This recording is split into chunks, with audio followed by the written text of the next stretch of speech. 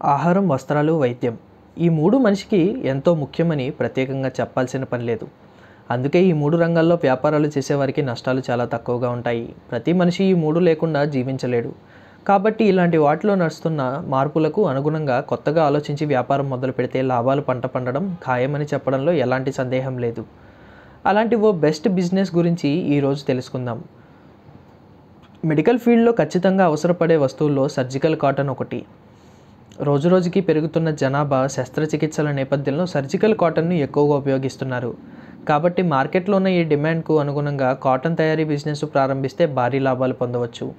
ఇంతకీ బిజినెస్ని ఎలా ప్రారంభించాలి, ఎంత ఖర్చు అవుతుంది, ఇలాంటి వివరాలు మీకోసం తెలుసుకుందాం ఇప్పుడు. ఈ కాటన్ తయారీ బిజినెస్ను తయారు చేసేందుకు హోల్సేల్లో పత్తిని కొనుగోలు చేయాల్సి ఉంటుంది.